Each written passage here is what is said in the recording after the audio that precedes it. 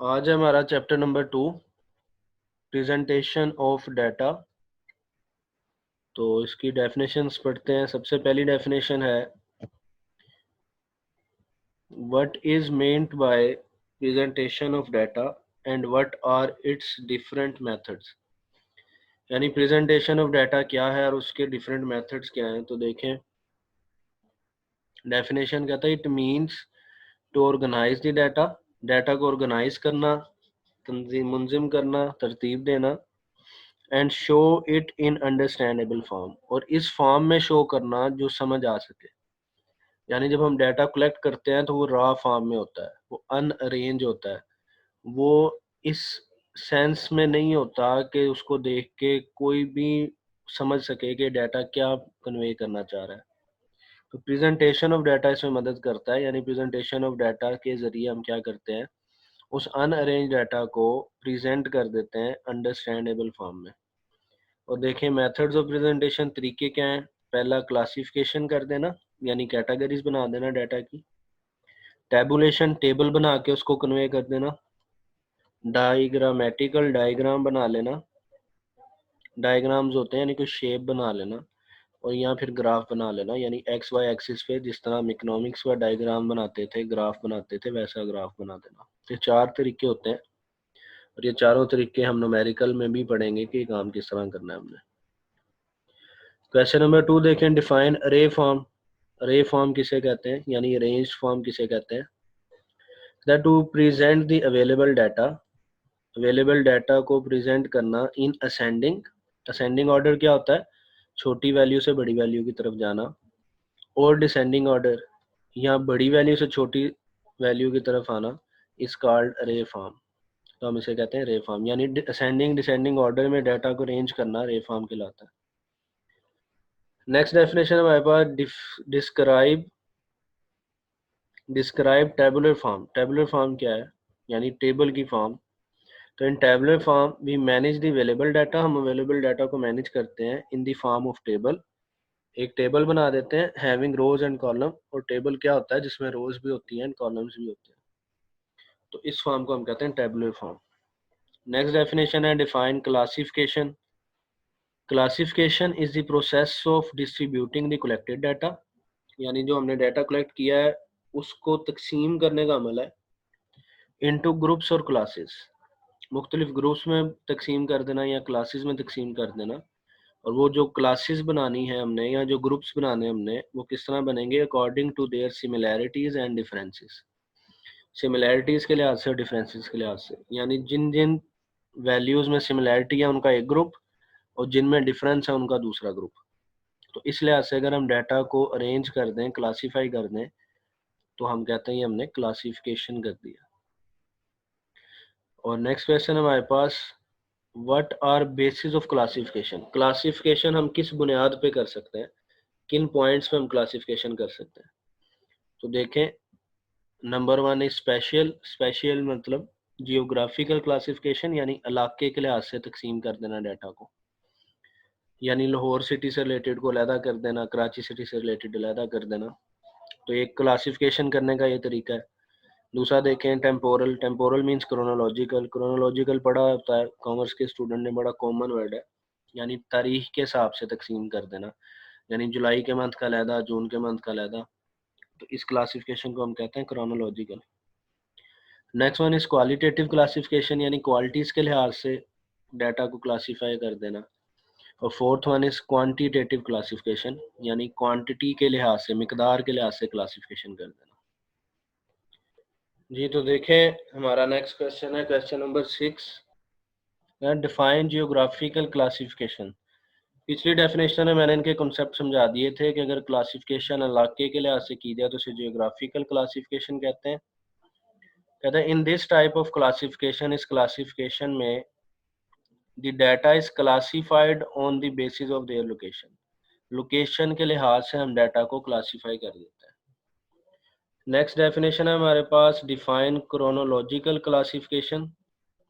In this type of classification the data is classified, इस तरह की क्लासिफिकेशन में जो डाटा क्लासिफाई किया जाता है on the basis of time और डेट ऑफ अकरेंस, यानी डेट ऑफ अकरेंस किस तारीख का डाटा है वो, कब वो डाटा हुआ, और बेसिस ऑफ टाइम या फिर वक्त के लिहाज से हम उसको तकसीम कर देते हैं। तो ऐसी क्लासिफिकेशन को हम कहते हैं क्रोनोलॉजिकल क्लासिफिकेशन।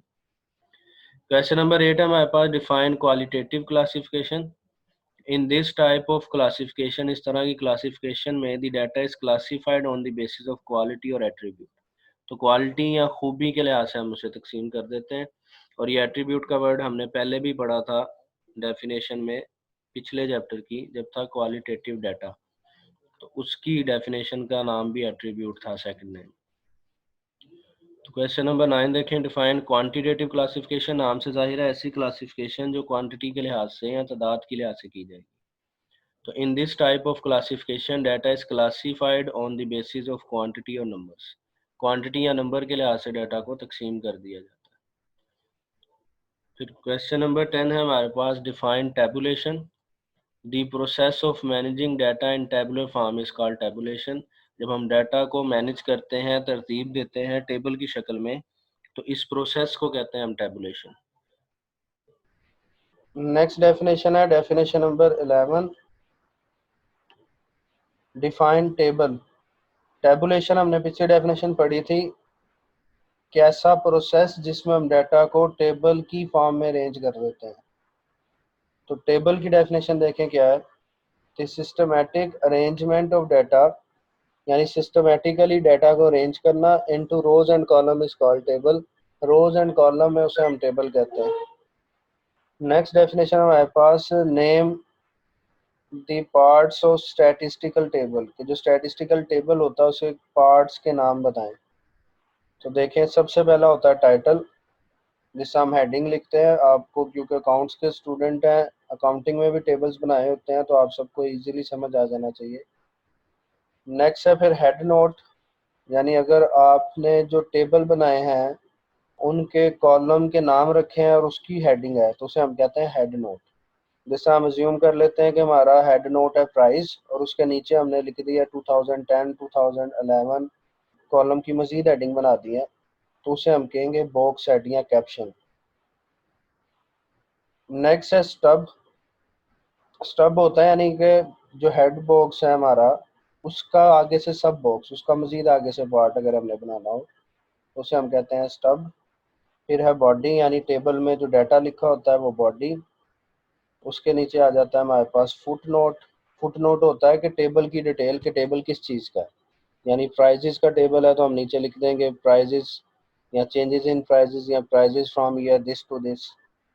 और उसके नीचे है सोर्स नोट। सोर्स नोट होता है कि ये डाटा हमने लिया कहाँ से है, उसका नाम हम लिख देंगे। तो जो फुट नोट है और सोर्स नोट है, ये दोनों टेबल के नीचे लिखे जाते हैं। तो ये टोटल पार्ट्स होते हैं स्टैटिस्टिकल टेबल के। नेक्स्ट है हमारे पास definition number 13, describe frequency distribution. Frequency distribution किसे कहते हैं? फ्रीक्वेंसी अगर आपको याद हो मैट्रिक में, तो फिजिक्स में पढ़ी होती है आपने, कि एक पॉइंट में से कितनी नंबर ऑफ वेव्स गुजर सकती हैं एट अ टाइम, तो उसे हम कहते हैं ये उसकी फ्रीक्वेंसी है, यानी एक्चुअली ये तादाद को शो करता है। तो फ्रीक्वेंसी टेबल यानी ऐसा टेबल जिसमें हम उनकी आगे क्लासेस की तादाद लिखें। क्लासेस हमने पढ़ लिया था कि अगर हम डाटा को अरेंज कर लें, मुख्तलिफ क्लासेस बना दें, तो उन क्लासेस में कितनी नंबर ऑफ वैल्यूज़ आएंगी उसे हम कहते हैं फ्रीक्वेंसी। और ऐसे टेबल को जिसमें क्लासेस के साथ फ्रीक्वेंसी भी हो उसे हम कहते हैं फ्रीक्वेंसी डिस्ट्रीब्यूशन। तो देखें definition, a tabular arrangement of data, यानी टेबल की फॉर्म में डाटा अरेंज किया गया हो into different classes, different classes में, on the basis of frequency, frequency की बुनियाद पर, इस कॉल्ड फ्रीक्वेंसी डिस्ट्रीब्यूशन, उसे हम फ्रीक्वेंसी डिस्ट्रीब्यूशन कहते हैं। नेक्स्ट है हमारे पास define ungroup data. Ungroup data क्या होता है? तो ये सेम वैसी ही डेफिनेशन है जैसी हमने प्राइमरी डाटा और सेकेंडरी डाटा की पढ़ी थी। प्राइमरी डाटा क्या था? जो भी हासिल किया उस पर कोई अमल नहीं किया, यानी कलेक्ट कर लिया लेकिन मजीद कोई प्रोसेस नहीं लगाया अभी तक, उसी को हम अनग्रुप डाटा भी कहते हैं। और सेम सेकेंडरी डाटा क्या था? जिसपे कोई ना कोई प्रोसेस हम लगा चुके हैं, तो उससे ही हम ग्रुप डाटा भी कहते हैं। तो देखें definition, the data which has not undergone through statistical treatment, ऐसा डाटा जिस पर कोई स्टैटिस्टिकल अमल नहीं किया गया, इज कॉल्ड अनग्रुप डाटा। और नेक्स्ट है हमारे पास डिफाइन ग्रुप डाटा। तो the data which has undergone through any statistical treatment is called group data. ऐसा डाटा जिस पर कोई स्टैटिस्टिकल ट्रीटमेंट कर दिया गया हो उसे हम कहते हैं ग्रुप डाटा। तो नेक्स्ट डेफिनेशन है हमारी definition number 16। What is cumulative frequency distribution. Cumulative frequency क्या होती है, पहले हमने पढ़ लिया था। फ्रीक्वेंसी यानी हर क्लास में आने वाली नंबर ऑफ वैल्यूज़ को फ्रीक्वेंसी कहते हैं। और अगर हम उसी फ्रीक्वेंसी का आगे सम का कॉलम बना लें तो उस सम को टोटल के कॉलम को कह देंगे क्यूमुलेटिव फ्रीक्वेंसी। तो क्यूमुलेटिव फ्रीक्वेंसी डिस्ट्रीब्यूशन ऐसी डिस्ट्रीब्यूशन होगी जिसमें क्यूमुलेटिव फ्रीक्वेंसी का कॉलम शो हो रहा हो। तो देखें इसकी definition. A table of distribution, distribution का ऐसा table showing the cumulative frequency जिसमें क्यूमुलेटिव फ्रीक्वेंसी शो हो रही हो is called cumulative frequency distribution. उसे हम क्यूमुलेटिव फ्रीक्वेंसी डिस्ट्रीब्यूशन कहते हैं। नेक्स्ट डेफिनेशन है हमारे पास define class boundary.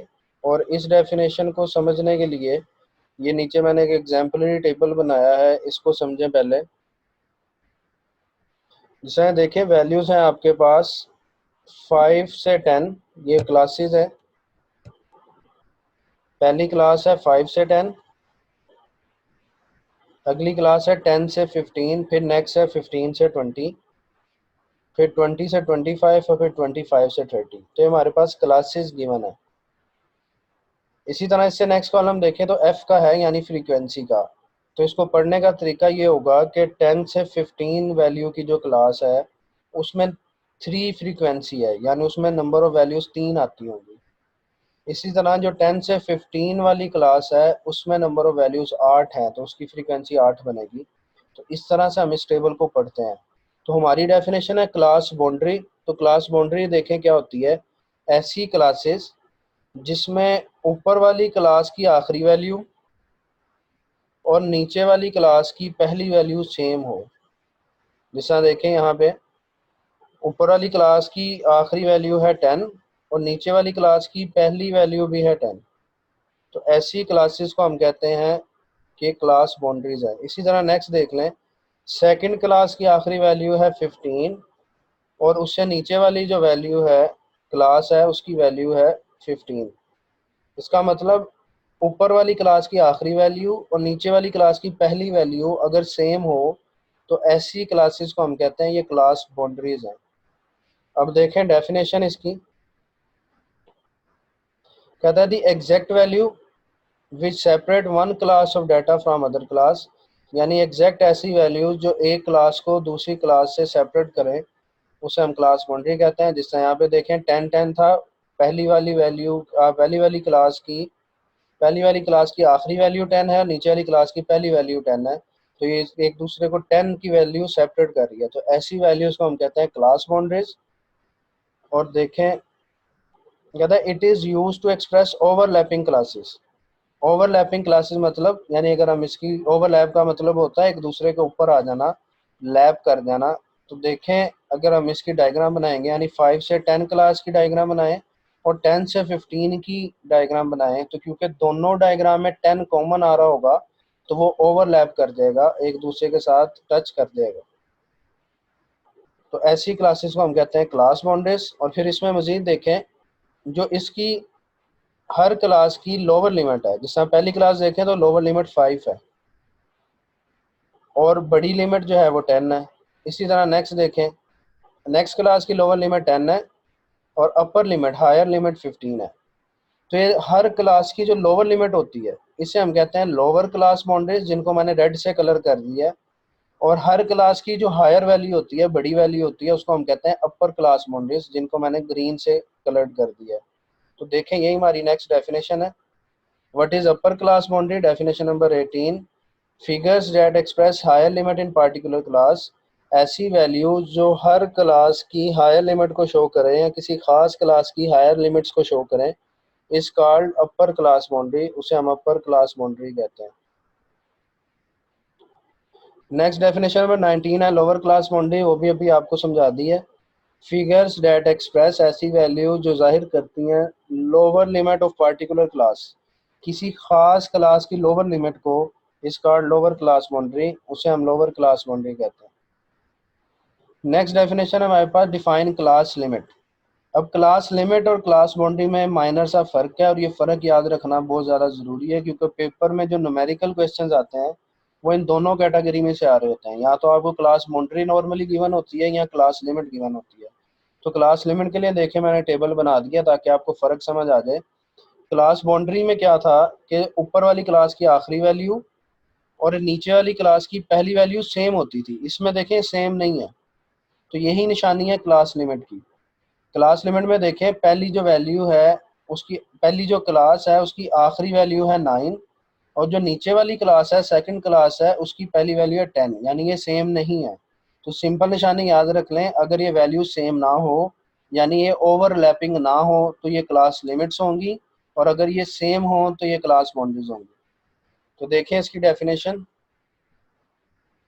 Values of variable, variable की ऐसी values that explain the class, जो क्लास को एक्सप्लेन करती हैं, जो सिर्फ क्लास को बताती हैं, यानी ये डाटा सेपरेट नहीं कर रही। जिस तरह हमने ऊपर पढ़ा था 10 थी आखिरी वैल्यू और नेक्स्ट की पहली वैल्यू भी 10 थी, तो उसको हमने कहा था क्लास बाउंड्री। जबकि क्लास लिमिट क्या करती है, ये सिर्फ क्लास को एक्सप्लेन करती है, उनकी हदूद नहीं बताती। क्योंकि देखें इस केस में जिस तरह पहली की आखिरी वैल्यू 9 है और नेक्स्ट की पहली वैल्यू 10 है, इसका मतलब 9 से 10 के दरमियान 1 का गैप है, ये एग्जैक्ट वैल्यूज नहीं है।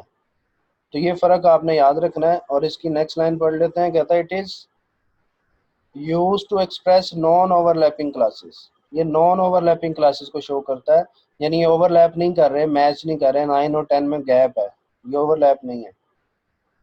तो बस ये हमारी आज 5 डेफिनेशन थी, किसी को नहीं कोई समझ आई तो बता दो मुझे। नेक्स्ट डेफिनेशन है हमारे पास definition number 21, what is class frequency. ये पिछली डेफिनेशन के दौरान मैंने काफ़ी दफ़ा बता दिया। The number of values falling in each class, कि एक क्लास में कितनी नंबर ऑफ वैल्यूज आती हैं, हम उसे कहते हैं कि ये उस क्लास की फ्रीक्वेंसी है, is called class frequency. Next definition है डिफाइन मिड पॉइंट या क्लास मार्क। हमने पिछली डेफिनेशंस में जो थी हमारे पास क्लास बाउंड्री और क्लास फ्रीक्वेंसी, उसका एक टेबल जो डिस्कस किया था, उसमें जो क्लासेस थी तो देखें उसमें दो वैल्यूज थी, एक लोअर थी एक अपर थी। अगर हम उसकी एवरेज निकाल लें यानी उन दोनों को ऐड करके 2 पे डिवाइड कर दें तो एक वैल्यू आ जाएगी हमारे पास, उस वैल्यू को हम कहते हैं मिड पॉइंट या क्लास मार्क। तो देखें definition, the mid way of given class boundary और क्लास लिमिट, यानी जो गिवन क्लास बाउंड्री है या जो गिवन क्लास लिमिट है उसका मिड वे निकाल लें, यानी सेंट्रल वैल्यू निकाल लें, क्योंकि दो वैल्यूज होती हैं क्लास बाउंड्री में भी और क्लास लिमिट में भी, उन दोनों को ऐड करके 2 पे डिवाइड कर दें तो जो हमारे पास वैल्यू आ जाएगी इस कॉल्ड मिड पॉइंट, हम उसे मिड पॉइंट कहते हैं। नेक्स्ट है हमारे पास डिफाइन क्लास साइज या क्लास इंटरवल।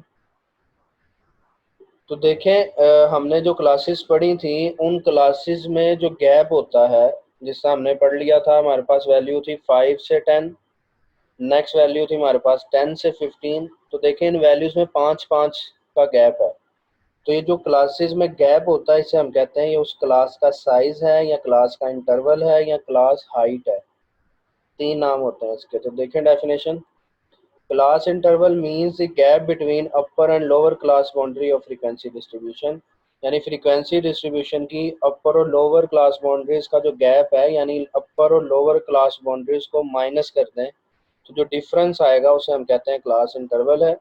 इसी के दूसरे नाम देख लें, it is also named as class size and class height, इसे हम क्लास साइज भी कहते हैं और क्लास हाइट भी कहते हैं। नेक्स्ट डेफिनेशन है हमारे पास चार्ट की।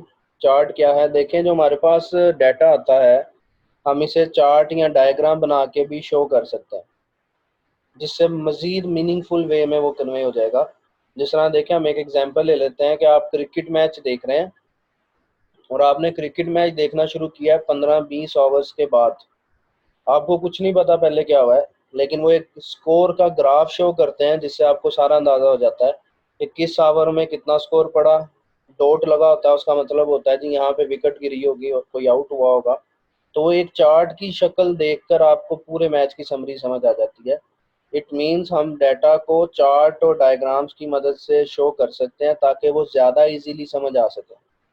तो देखें चार्ट की definition. A chart is a device, एक तरीका है यूज टू प्रेजेंट डाटा, जो डाटा को प्रेजेंट करने के लिए इस्तेमाल होता है इन मोर इजी, ज़्यादा आसान, क्लियर, वाजे एंड अंडरस्टैंडेबल फॉर्म, समझ आ जाने वाली शक्ल में।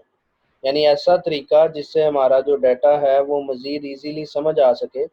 उस प्रेजेंटेशन को, उस डिवाइस को हम कहते हैं कि ये चार्ट है। What are types of diagram and chart?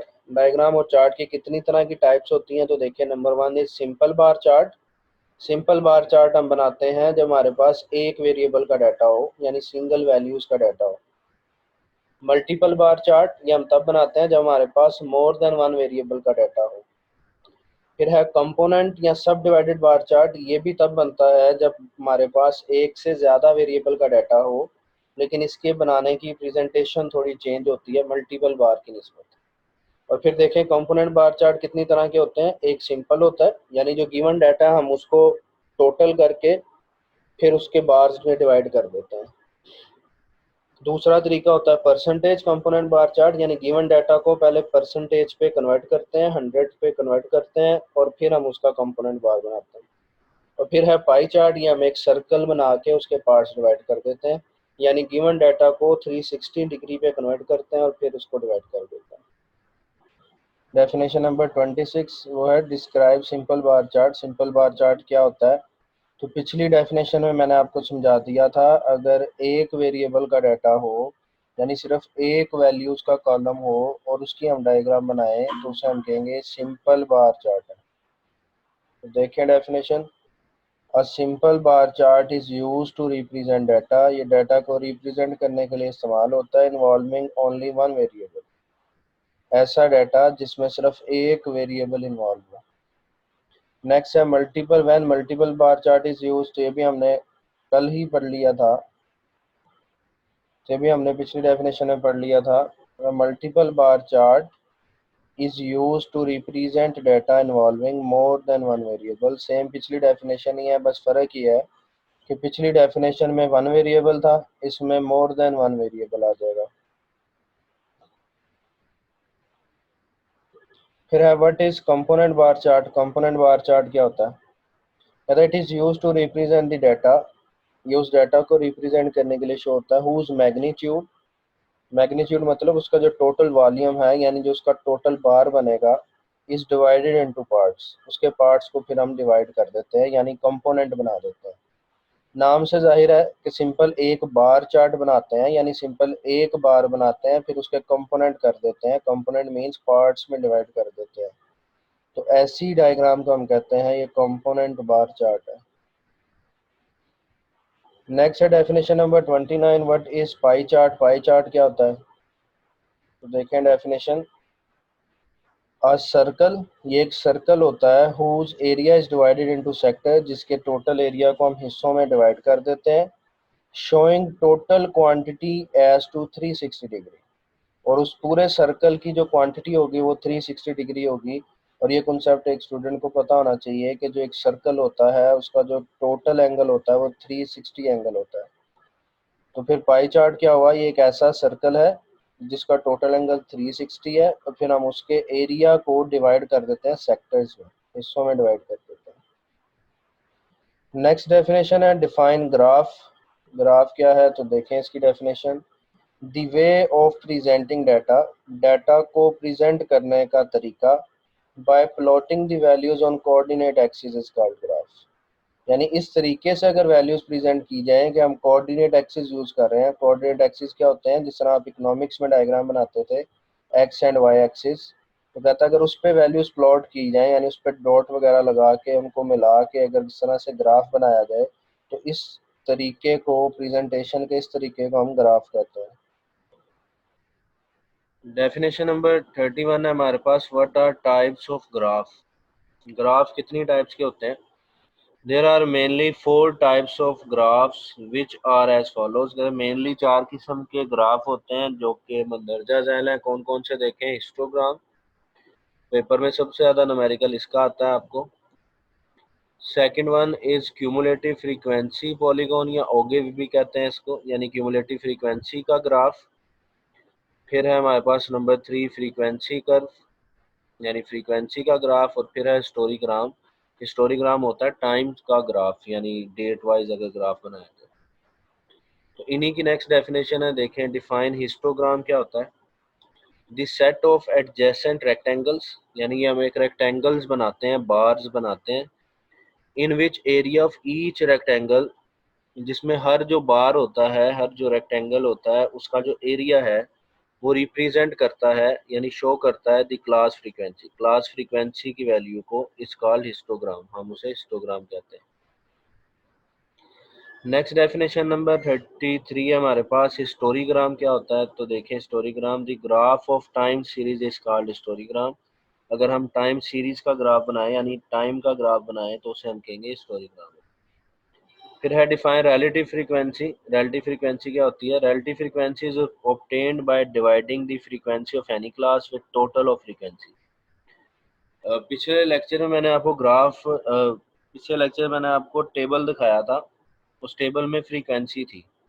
तो रिलेटिव फ्रीक्वेंसी निकालनी हो तो कैसे बनती है, अगर हम तमाम फ्रीक्वेंसी का टोटल कर लें और हर फ्रीक्वेंसी को फिर उस टोटल पे डिवाइड कर दें, तो हमारे पास रिलेटिव फ्रीक्वेंसी आ जाएगी।